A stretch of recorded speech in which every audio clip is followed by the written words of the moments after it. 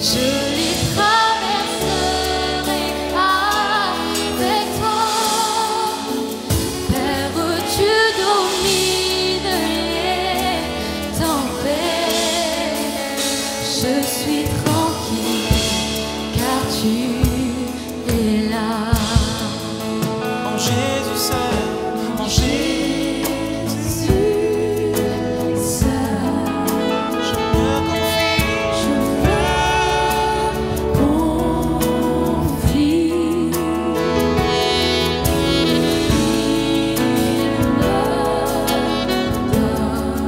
Force calmée, puissante. Force calmée, puissante. Hey! Même si les océans se déchaînent, je les traverserai avec toi. Père, tu domines les tempêtes. Et je suis tranquille, car tu, même si les océans se déchaînent, je les traverserai avec toi. hey!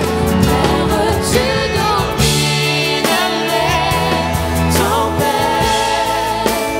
Je suis tranquille, car tu, seulement les voir, même si les océans, comme un cri du cœur, dis-le.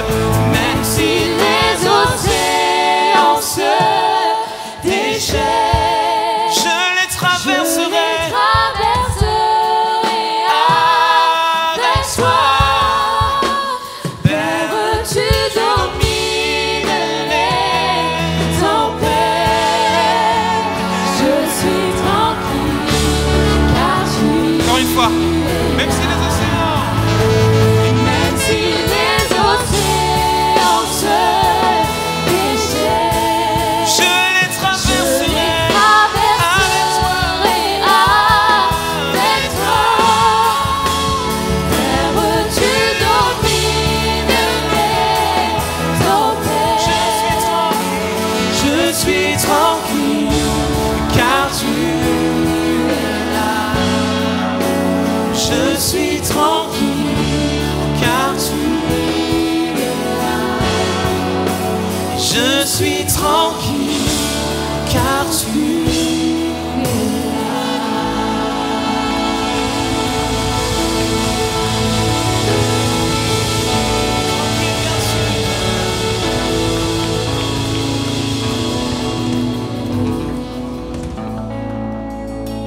même si les océans se déchaînent, je les traverserai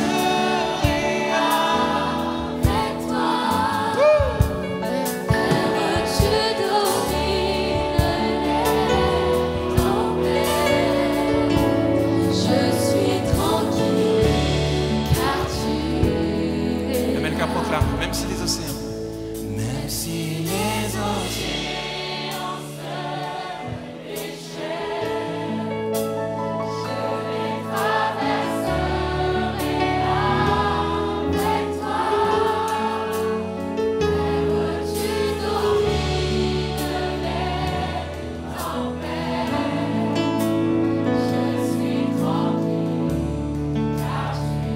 Alors je sais pas quelle situation tu traverses, mais chante encore ce chant. Même si les océans, regarde la montagne devant toi et proclame ce chant. Quelles que soient les circonstances, tu es victorieux. Oh, oh. Tu domines les tempêtes. Et je suis tranquille. Je suis en paix. Je suis en paix. Car tu, je suis tranquille.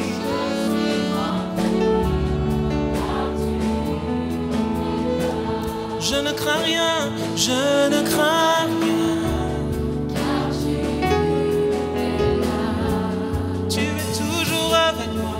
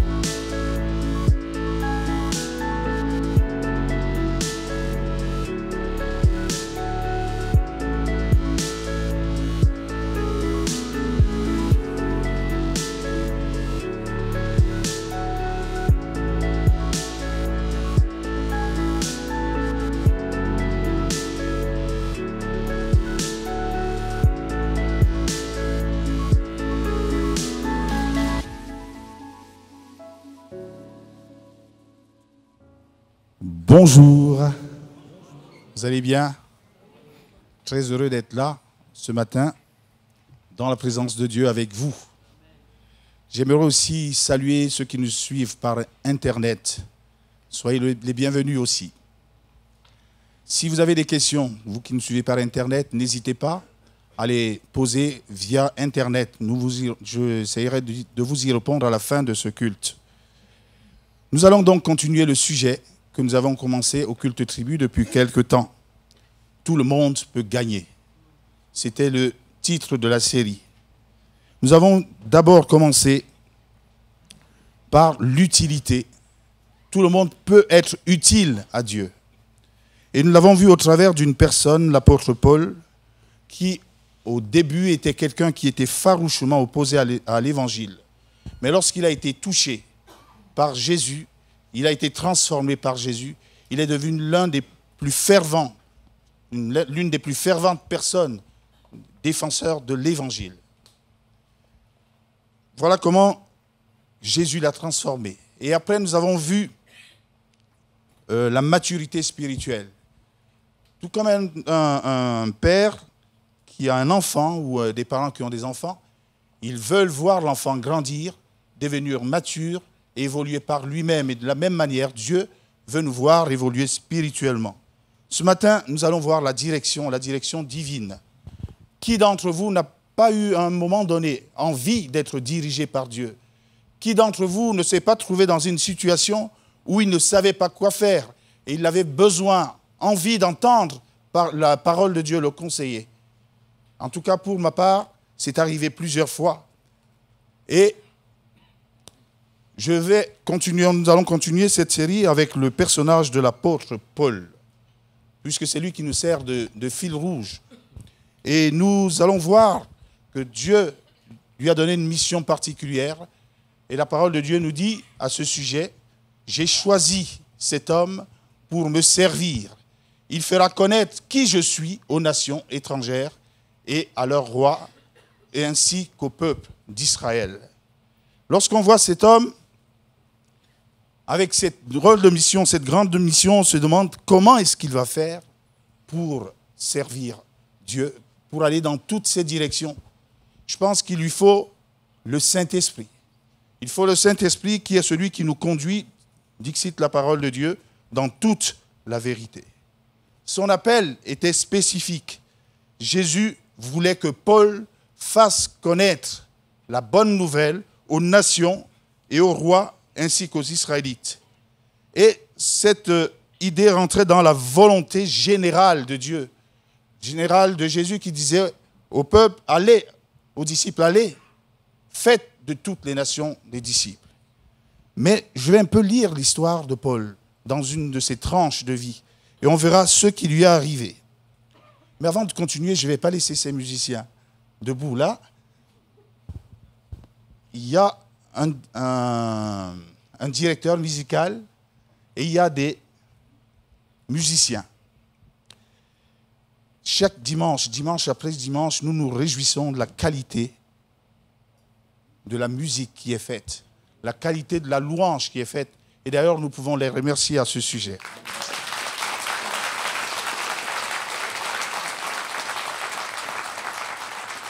Vous comprendrez plus tard pourquoi je fais allusion à cela. Maintenant, je vais demander au directeur musical surtout de ne rien diriger. Et je vais demander qu'il joue chacun quelque chose.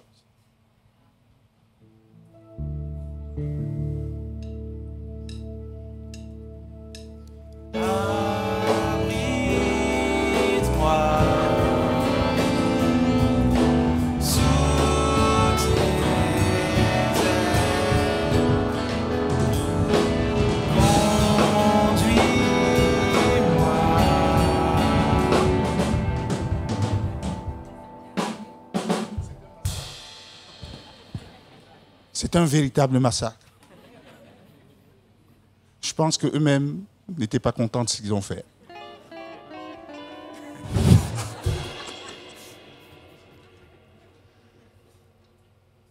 Vous voyez, il y a eu une cacophonie énorme parce qu'il n'y avait pas de direction, il n'y avait pas quelqu'un qui dirigeait toute ces musiciens-là tout à l'heure. Mais Paul a eu, pour sa part, un ordre de mission bien précis de Dieu, même si l'ordre de mission n'était pas détaillé. Et lorsqu'on a cela, on se demande qu'est-ce que je dois faire? Qu'est-ce que je dois faire? Est-ce qu'il vous est arrivé de vous poser la question, qu'est-ce que je dois faire face à une situation particulière qui vous dépasse? Je pense au jeune homme qui veut se marier ou à la jeune fille qui veut se marier.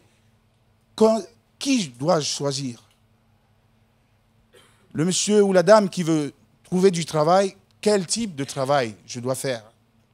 Est-ce qu'il faut à tout prix attendre la décision de Dieu ou est-ce qu'il faut prendre des initiatives? Lorsque Dieu nous donne un ordre sans une feuille de route détaillée, que faut-il faire exactement? Alors, je vais un peu voir ce que Paul a fait. Paul qui s'est adjoint à une équipe, qu'est-ce qu'il a fait? Et nous pouvons lire ce qu'il a fait dans le livre de Actes, au chapitre 16, versets 6 à 10. Paul, dans son cœur, avait l'intention d'aller prêcher l'évangile conformément à l'ordre qui lui a été donné dans la province d'Asie. Et voilà ce qui se passe. Il va avec des collègues, notamment Silas et Timothée. Et la parole de Dieu nous dit qu'ils traversèrent la Galatie phrygienne parce que le Saint-Esprit les avait empêchés d'annoncer la parole dans la province d'Asie. Parvenus près de Mysie, ils se proposaient d'aller en Bithynie, mais là encore, l'Esprit de Jésus s'opposa à leur projet. Ils traversèrent donc la Mysie et descendirent au port de Troas. Là, Paul eut une vision au cours de la nuit.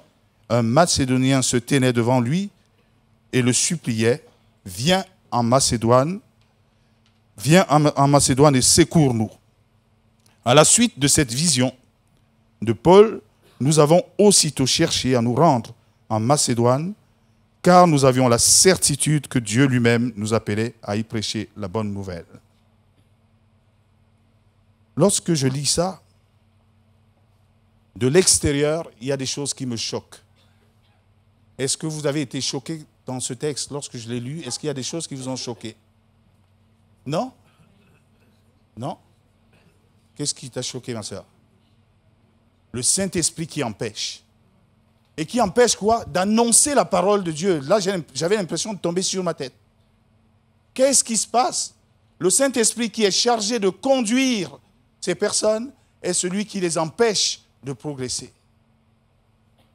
Est-ce qu'on peut dire que c'est parce que Paul et son équipe ont pris une décision sans avoir consulté Dieu? Je ne pense pas. Ils ont obéi à l'ordre qui leur avait été donné. Allez, pour Paul particulièrement, porter la bonne nouvelle auprès des nations et en voulant aller dans la province d'Asie, il voulait porter la bonne nouvelle du Seigneur. Mais je suis un peu surpris.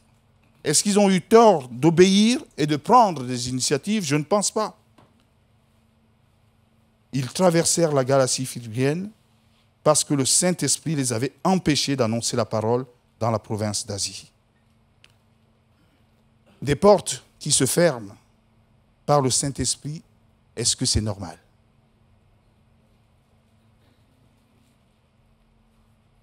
Est-ce que le Saint-Esprit doit toujours nous dire oui dans tout ce que nous faisons? Tout à l'heure, j'ai fait chanter l'équipe musicale. Chacun exécutait ce qu'il voulait. Et on a vu ce que ça a pu donner.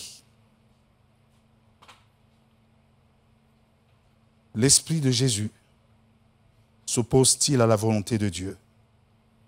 Je vois par 2 fois, ils traversèrent la Galatie phrygienne parce que le Saint-Esprit les avait empêchés d'annoncer la parole dans la province d'Asie. Au verset 7, parvenus près de la Mysie, ils se proposaient d'aller en Bithynie, mais là encore, l'Esprit de Jésus s'opposa à leur projet.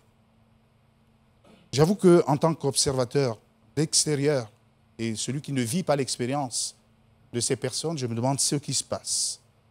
L'Esprit de Jésus s'oppose-t-il à la volonté de Jésus? Ils étaient dans la volonté générale de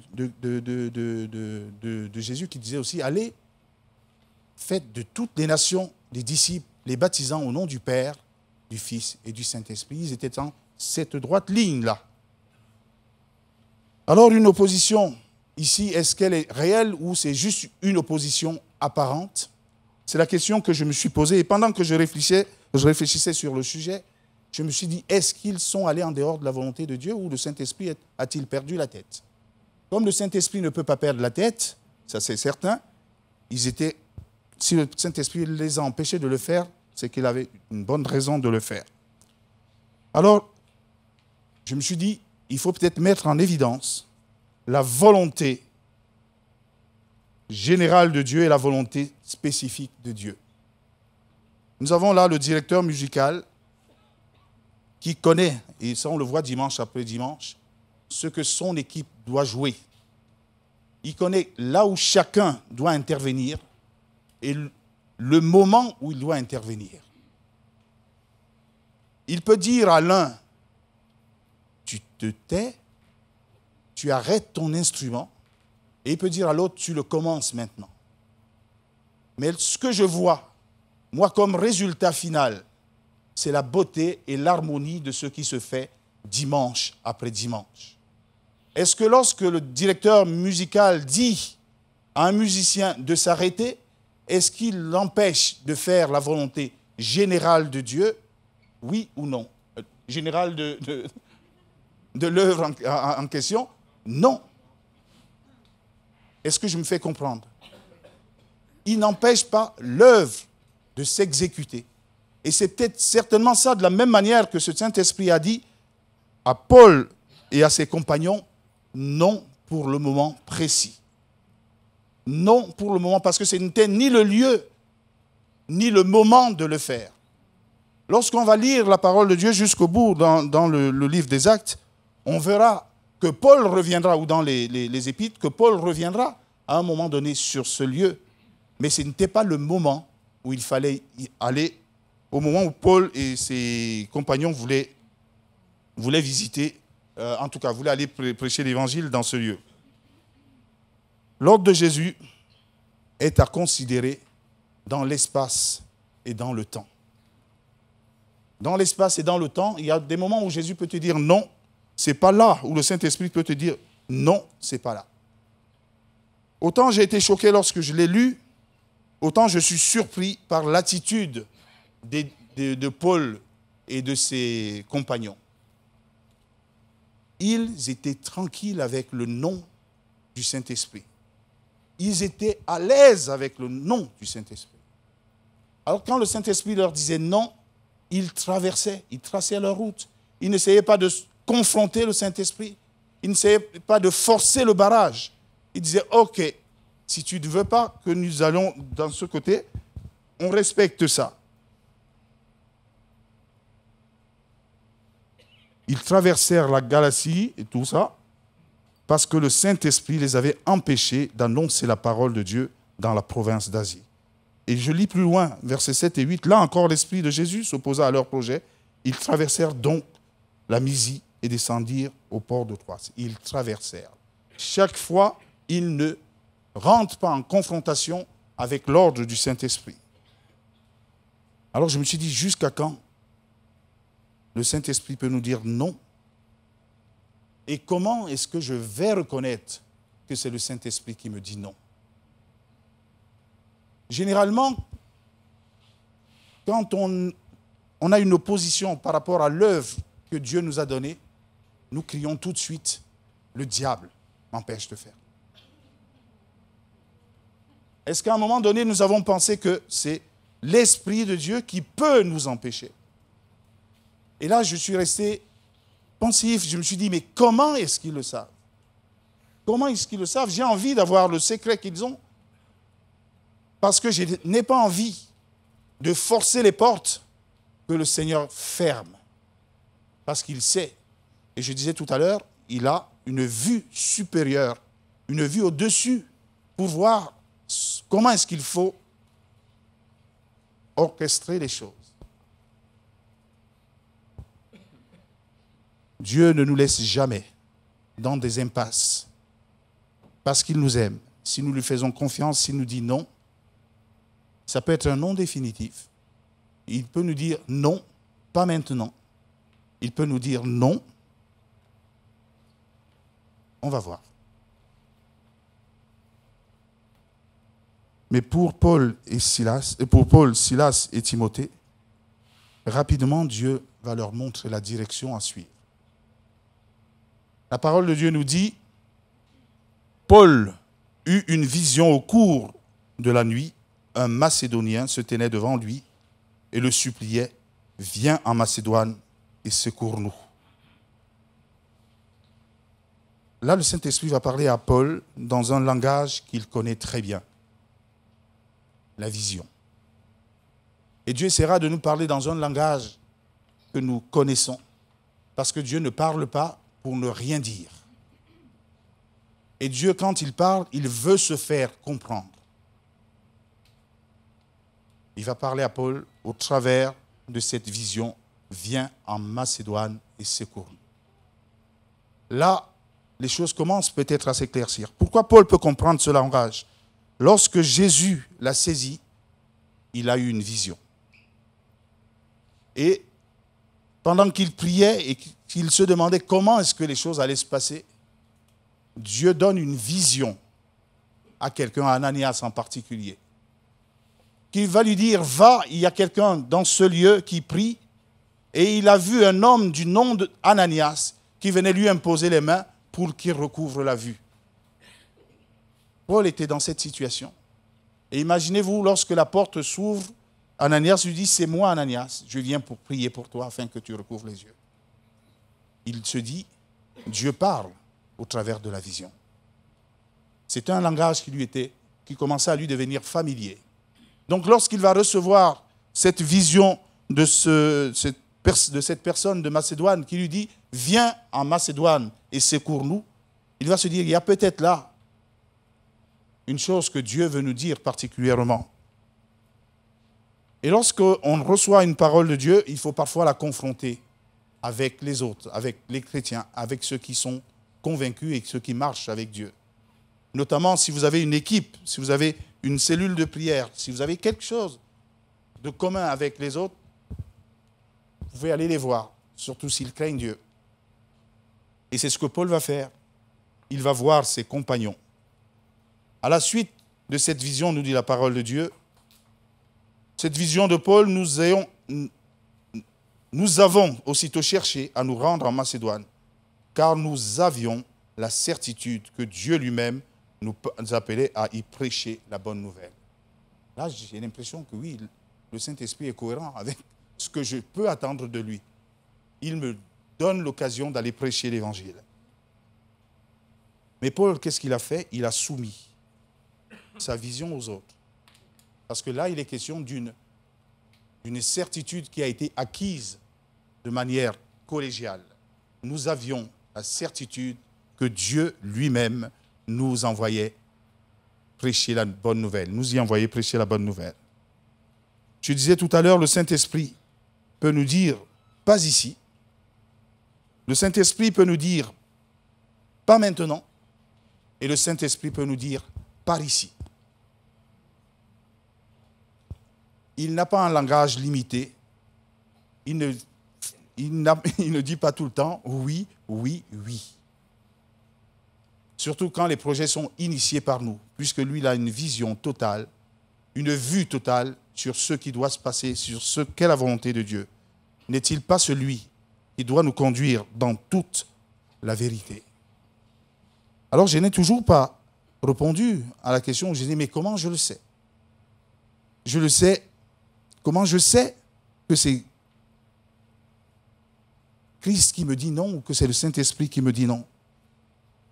Je pense que pour être dirigé par Dieu, et c'est ce que je constate dans le texte qu'on a lu, il y avait une sensibilité particulière de Paul et de ses compagnons à la voix de l'Esprit. Mais comment est-ce qu'on peut l'acquérir? Ce n'est certainement que dans le lieu secret. Et on peut le demander à Dieu. On peut demander à Dieu, dans la conduite, notre conduite, de nous inspirer ces directives. Et je pense qu'il veut le faire, il peut le faire.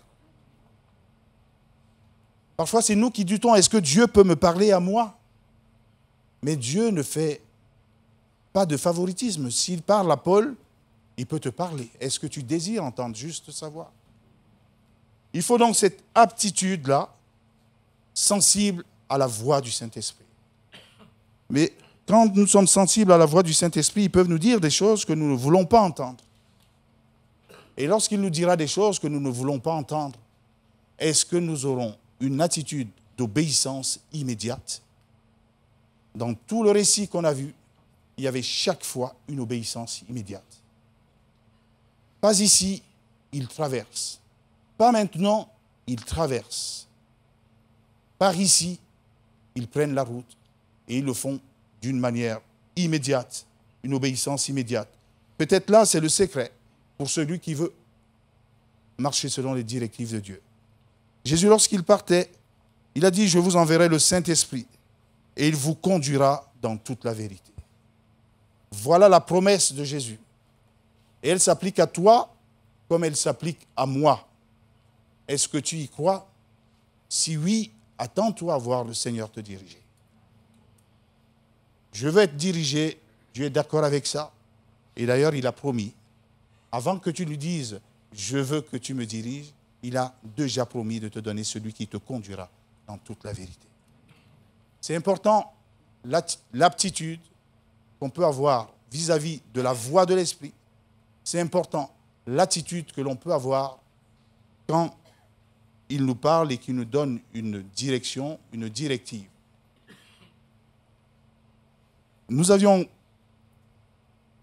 pour texte de référence celui que je viens de vous lire, mais quand on continue à lire les écrits de Paul, parfois le Saint-Esprit l'envoyait et il était convaincu dans son fort intérieur qu'il aura des difficultés. Est-ce que ça l'empêchait d'avancer? Non. Et les autres essayaient même de le dissuader de ne pas partir. Il dit non, je ne fais aucun cas de ma vie. S'il faut que je meure pour annoncer l'évangile, ce n'est pas grave. Vous voyez, là, il y a aussi une troisième chose que je voulais souligner et que je n'ai pas marqué là, c'est l'engagement à obéir quoi que le Seigneur me dise. Et c'est là la partie certainement la plus difficile, parce qu'on a tendance à choisir ce qui nous plaît au lieu de prendre ce que Dieu nous dit. Dieu a une vue sur l'ensemble du projet, Dieu a une vue sur l'ensemble du projet qu'il a pour ta vie et qu'il a pour la mienne. Paul et ses compagnons voulaient aller en province et faire de la province d'Asie une province pour Jésus.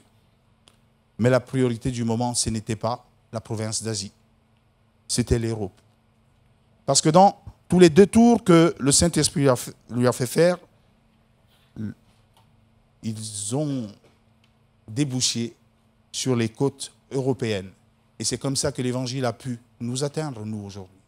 Nous sommes les bénéficiaires de leur obéissance, de leur sensibilité au Saint-Esprit. S'ils n'avaient pas été sensibles au Saint-Esprit, certainement Dieu aurait utilisé un autre moyen, parce que Dieu accomplit toujours ce qu'il veut faire.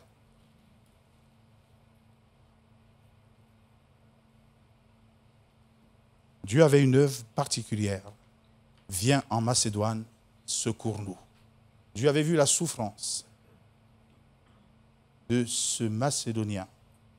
Il avait vu, et il a dit, ok, il y a quelqu'un qui souffre. Paul, Silas, Timothée, j'ai préparé d'avance une œuvre que vous devez faire. Voilà ce qui les a conduits là. Alors, lorsque le Seigneur nous empêche parfois d'avancer dans une direction, au lieu de commencer à protester, au lieu de commencer à dire, mais qu'est-ce qui se passe? Dites, Seigneur, quelle est la belle œuvre que tu prépares pour moi? Celle que je ne connais pas encore. Et comme ça, mon cœur n'est pas aigri, mon cœur n'est pas dans la colère, mon cœur n'est pas dans la déception. Parce que je sais que celui qui me conduit sait ce qu'il fait. Lorsque les disciples le font, je pense qu'ici, ils avaient un modèle qui est la personne de Jésus. Vous connaissez tous l'histoire de Jésus, il est venu pour mourir pour chacun d'entre nous et afin de nous réconcilier avec le Père. D'ailleurs, quand il quittait le lieu céleste, il dit « Je viens au Dieu pour faire ta volonté ». Il a fait de belles choses, il a été tenté, il a résisté à toutes les tentations, mais il y avait une grande tentation qui l'attendait à Gethsémane. Je pense que vous connaissez toute cette histoire. Il arrive à Gethsémane, alors que l'échéance de la croix est proche. Il va faire une prière particulière au Seigneur. Si tu peux éloigner de moi cette coupe, éloigne-la.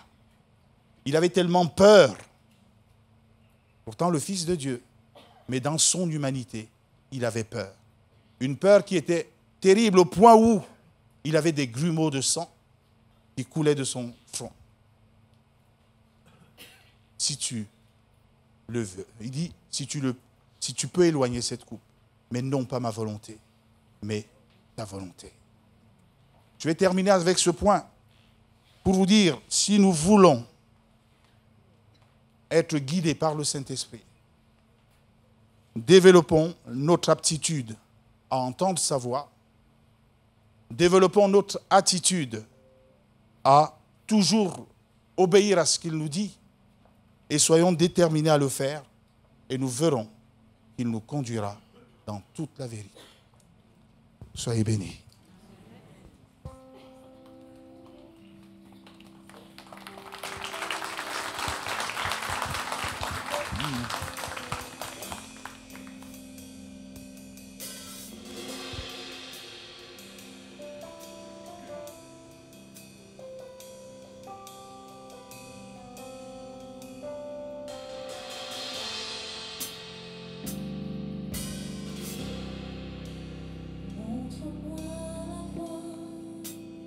Dis-moi où aller, où tu voudras j'irai.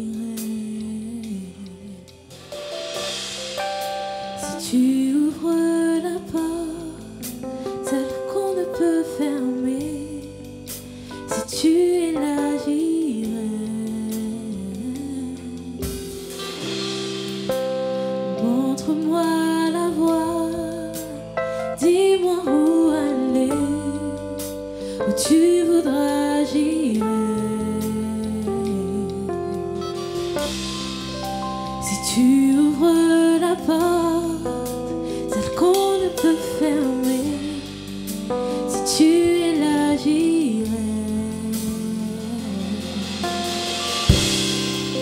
Donne-moi le courage de quitter mon rivage et de marcher sur tes eaux. Le courage d'être libre et d'oublier le passé, le déposer à tes pieds, à tes pieds. Les voies du Seigneur. La route qu'il te demande parfois de prendre peut être compliquée. Mais si tu demandes, il te remplisse de courage, il veut le faire. Il veut te diriger. Et ce dans les moindres détails de ta vie. Et quelle que soit la place où tu te trouves, si tu te sens perdu, si tu n'as aucune visibilité, il est celui qui veut te la donner. Dans son cœur plein d'amour, il l'a prévu. Je disais tout à l'heure, il nous a donné le Saint-Esprit pour nous conduire dans toute la vérité. Alors si tu es dans une situation où tu ne sais pas comment te diriger, dis-le-lui en simples mots. Avant même que tu ne lui dises, il a lu dans ton cœur. Mais il attend de toi que tu le lui demandes.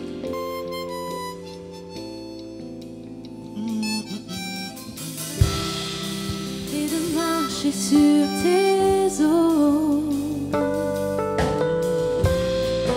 Le courage d'être libre et d'oublier le passé, le déposer à tes pieds. Donne-moi le courage de quitter mon rivage et de marcher sur tes eaux. Le courage d'être libre et d'oublier le passé, déposer à tes pieds. Donne-moi le courage, Donne-moi le courage de quitter mon rivage et de marcher sur tes eaux. Le courage d'être libre et d'oublier le passé, le déposer à tes pieds, à tes pieds.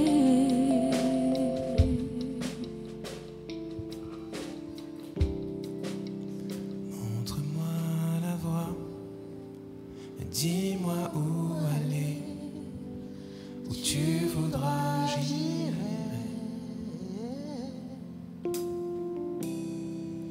Si tu ouvres la porte, celle qu'on ne peut fermer, si tu es là, j'irai. Chers amis internautes, donc on se retrouve à l'issue de ce culte avec le pasteur Christophe Enamé pour répondre à quelques questions. Alors pasteur, vous avez abordé ce thème de la direction et à un moment, pendant votre prédication, vous avez parlé des langages que Dieu nous parle dans des langages que nous comprenons. Quels sont ces langages? Dans les langages que nous comprenons, comme pour Paul, on peut avoir des visions. Dans l'Église, parfois, il peut s'exercer ce qu'on appelle un don, une prophétie, par laquelle Dieu peut nous parler. Mais Dieu nous parle particulièrement par la Bible, la parole de Dieu. Parce que là, il peut toucher tout le monde déjà, parce qu'elle nous donne des directives qui soient des directives générales, mais aussi on peut être particulièrement touché sur un point parce que l'Esprit nous amène à voir ce point dans la parole de Dieu. Donc, il peut nous parler, comme je le disais tout à l'heure, par des visions, par des prophéties et par la parole de Dieu. Et par sa parole qui est dans la Bible. Ouais. Alors, comment avoir la certitude, pasteur, lorsque on cherche justement une direction? Parfois, dans notre esprit, c'est brouillé, c'est la cacophonie, comme on a entendu tout à l'heure, quand les musiciens ne sont pas accordés, ne sont pas en harmonie. Ouais. Alors, comment ramener une espèce de paix pour entendre justement ce que Dieu nous dit et pouvoir entendre quelle direction il veut nous faire suivre? Donc la première des dispositions que notre cœur doit avoir, c'est être sûr que Dieu nous aime et ce qu'il veut pour nous, c'est du bien.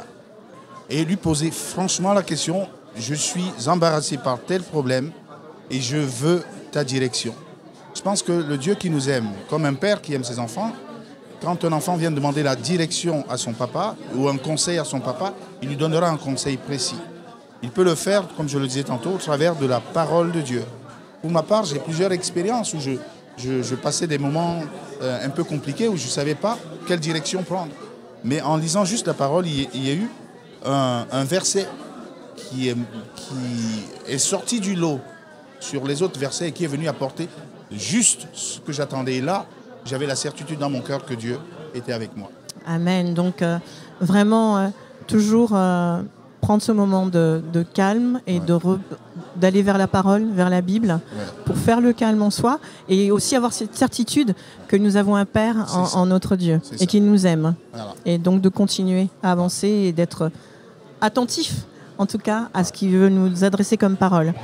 Pasteur, vous avez parlé aussi d'aptitude et d'attitude. Je voudrais juste que vous rappeliez ça parce que c'était très important. Une aptitude et une attitude lorsqu'on cherche la direction de Dieu.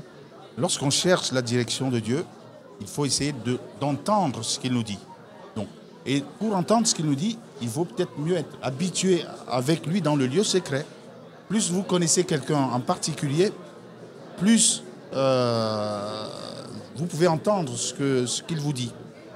Donc, cultiver sa sensibilité par rapport à ce que le Seigneur peut nous dire. Et au niveau de l'attitude, parfois nous venons devant Dieu avec déjà certaines de nos certitudes. Nous voulons que Dieu nous conduise comme nous l'avons pensé. Mais ce que Dieu veut de nous, si nous voulons être dirigés, c'est d'être malléable, d'être souple dans ses mains et pouvoir suivre la direction qu'il nous dit, même si au départ elle peut nous contrarier. Parce qu'il sait mieux que nous ce qu'il faut pour nous. C'est difficile quand même, pasteur, parce que parfois le Seigneur nous dépose un rêve dans le cœur, ouvre les voies et puis tout d'un coup il nous dit non. Et parfois ce non ne nous plaît pas, ne nous convient pas. Oui. En tout cas, on estime que c'est pas par là. Donc il y a quand même une lutte, une confrontation. Il y a certainement une lutte, d'où l'attitude à avoir. C'est d'avoir confiance. Quand on a confiance en quelqu'un, on le suit. Les gens qui vont en montagne, ils vont suivre le guide parce qu'ils ont confiance. C'est vrai. Ils ont confiance. Et même quand ils ont peur, d'ailleurs, quand ils ont peur et qu'ils perdent leur confiance, ils regardent le guide. Parce que rien que la présence du guide les assure. Nous devons avoir la même attitude vis-à-vis de notre Dieu, avoir confiance en lui, parce qu'il ne fera jamais quelque chose pour nous faire du mal. Donc rechercher la présence de Dieu dans tous les instants, Oui. dans la chambre, dans le lieu secret, mais aussi au quotidien, et nous habituer en tout cas à converser, à échanger avec le Seigneur pour entendre ce qu'il a à nous dire et accepter ce qu'il a à nous dire, même lorsque ça ne nous convient pas, parce que c'est vraiment vers la direction dans laquelle il veut nous mener. C'est vraiment important. Donc l'attitude, une sensibilité au Saint-Esprit, l'attitude, une obéissance. Et je dirais même, comme je le dis en prédication, une dernière chose, s'engager formellement à obéir Dieu, quoi qu'il nous dise. On va essayer, pasteur, de suivre ces conseils pour avoir du discernement dans la direction que nous devons prendre lorsque nous sommes dans une situation où nous ne savons plus vers où nous tourner. Mais je comprends qu'il faut aussi continuer à garder notre confiance en Dieu et en lui, et à nous confier en lui. C'est bien ça. C'est ça ? J'ai bien suivi votre prédication, pasteur. Je pense que oui. Bon, écoutez, chers amis internautes, on vous remercie de nous avoir suivis. Et puis, restez sur notre chaîne parce que cette journée n'est pas terminée. Il y a encore d'autres cultes tribus dans la journée, famille, collégiens, et puis pour les jeunes, cet après-midi à 17h. Et voilà, on vous souhaite un très bon dimanche et on vous dit à très bientôt. Nous sommes heureux d'avoir pu passer ce culte ensemble dans la présence de Dieu. Et si vous passez en région parisienne, nous serions ravis de vous accueillir pour vivre un culte ensemble. Sachez que l'église MLK met à votre disposition d'autres contenus sur son site internet ou sur la chaîne YouTube Église MLK. N'hésitez pas à vous abonner. Notre mission, notre désir, c'est de vous offrir des contenus de qualité qui touchent les cœurs et qui changent des vies. Et pour cela, vous pouvez nous aider en soutenant financièrement ce beau travail afin que d'autres à leur tour soient bénis. Je voudrais personnellement vous dire merci. Merci pour votre fidélité, merci pour votre générosité et à très bientôt j'espère.